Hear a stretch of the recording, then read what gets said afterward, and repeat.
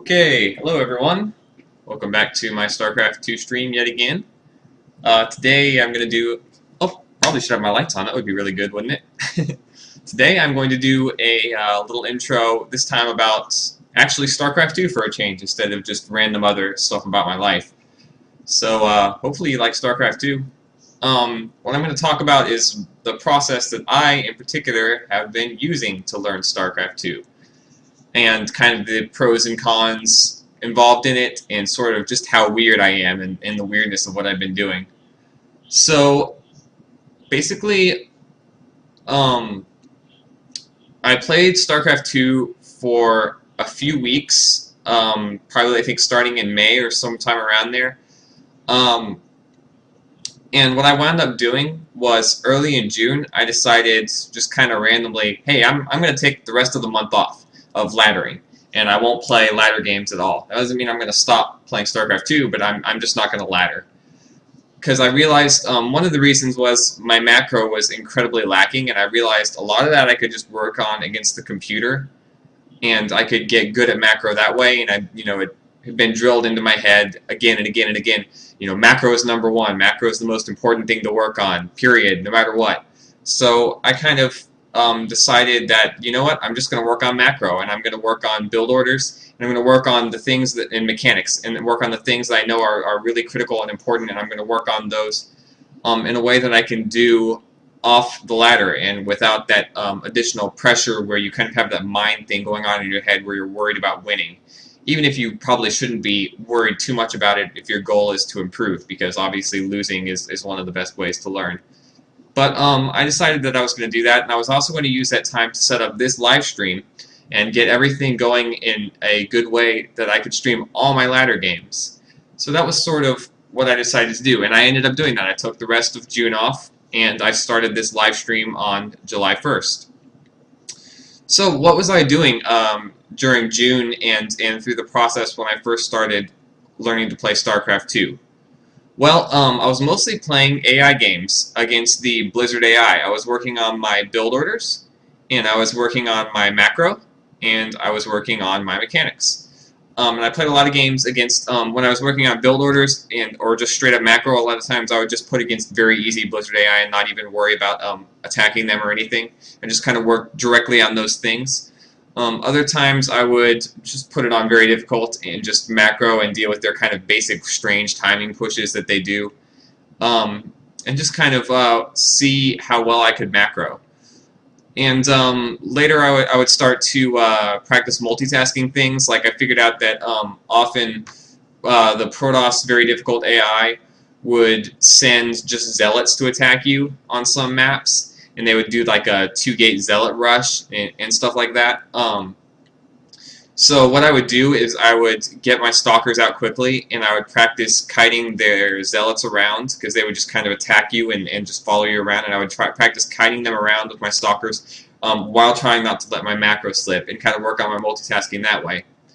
So later on I found out about this multitask trainer custom map, and I use that quite a bit, and that's actually pretty helpful, and I actually need to get back to working on that some more when I'm not streaming, because that multitask trainer is really good, and it's one where you send this probe around in a corner that's constantly being chased by a Zergling, and you have to macro in the meantime and execute your build without letting your minerals get too high and other conditions like that.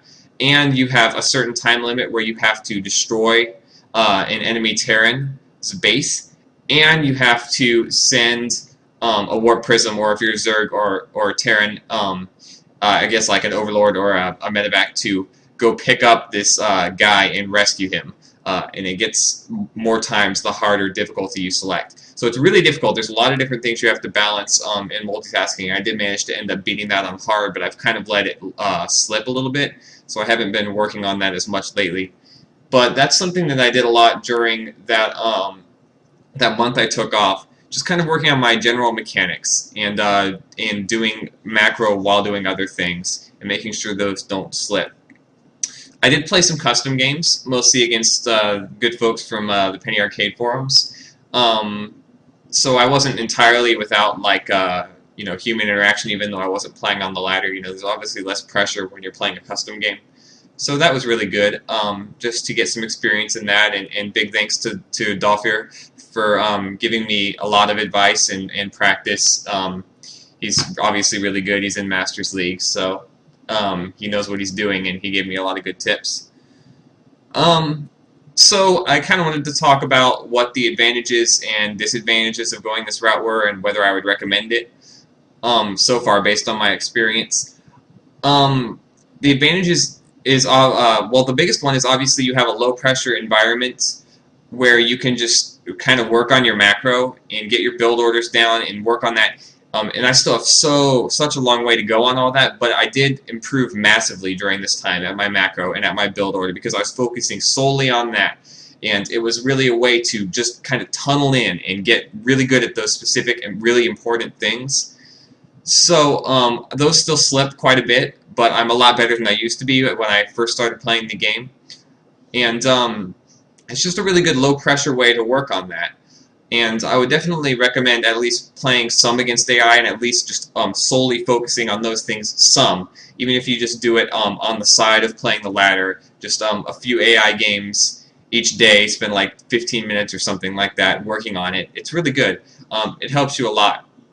So I feel like in terms of my macro, I feel like I am at least at a platinum level in that, and maybe even diamond level in my just strictly macro, not any other facet of my game, just from working on that, primarily from working on it by myself, not with working against other people on those things. So disadvantages I've noticed so far, obviously it's not very fun. You get bored and you start to lose interest in the game after a while of doing this. So in that sense, I don't think I would ever do it again, where I take a long period off the ladder and barely playing against human opponents, because the game just isn't very fun when you're just doing exercises, just working on your macro, not doing anything else.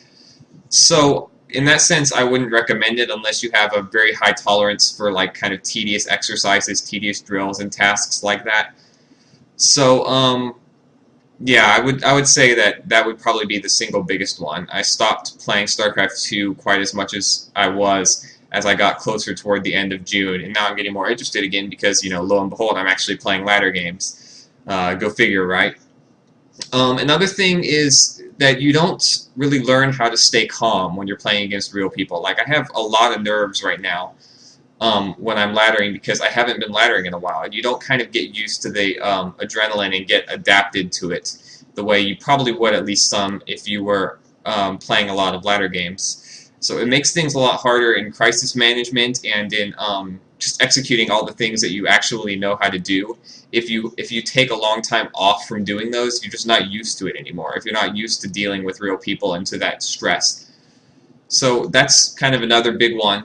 But in terms of actual gameplay, in terms of what effects that it has on your ability to respond in real games, I think the biggest one is learning to deal with pressures and aggressiveness, which are not just straight up attacks at very normal times that give you time to prepare. So it would be anything from cheeses to just simple harassment, anything that you don't necessarily expect, that just, you know, medevac drops and Mutalisk harassment, attacks coming much earlier than you expect, all kinds of pressures.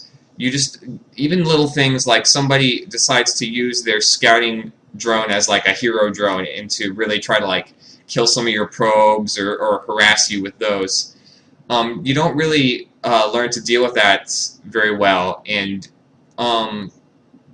you don't learn the correct responses, I guess, and the correct ways to prepare for those pressures is the biggest thing. And I'm actually going to show a replay in just a couple minutes that's like, I think is a perfect example of what I mean, where I lose a game just to just simple harassment. So I would say that's the biggest thing. There's plenty of other things that you don't really get to learn. Like, a lot of what micromanagement is kind of response to what the other person is doing, of course. You don't really learn that because the computer doesn't micro at all. You probably learn some bad habits in terms of what number of units can defend, you know, what number of units just because the computer doesn't micro at all, and another player might micro, you know, better than that. instead of just kind of attack moving. So there's plenty of little things like that, but I would say the biggest number one thing is learning the right responses and the right preparations to deal with aggressiveness by your opponents. So I think that's about all I wanted to talk about in terms of my process. I instead now that I'm streaming, I've actually stopped doing those things that I was doing for like a whole month, and I think I need to work them back into my schedule a little bit because I still need to keep sharp and keep practicing in those areas, and I think I would recommend that for everyone, just to do at least a little bit of what I was focusing on solely, because I feel like it really does help you. If you only ladder, then you don't give yourself time to focus on things like macro, just strictly. I mean, you can while you're laddering, of course, but you're going to be dealing with all kinds of other stuff just by the nature of playing a human opponent. And it's good to learn to deal with those. Again, like I said, you have to learn to deal with those things. But at the same time, it can kind of skew your focus a little bit instead of allowing you to really focus on a specific thing and practice on it and get good at that specific thing while also focusing on other specific things. Is I guess kind of what I want to say. So I think it's good, but I think that at the same time I would not recommend focusing entirely on it the way I did for almost a month.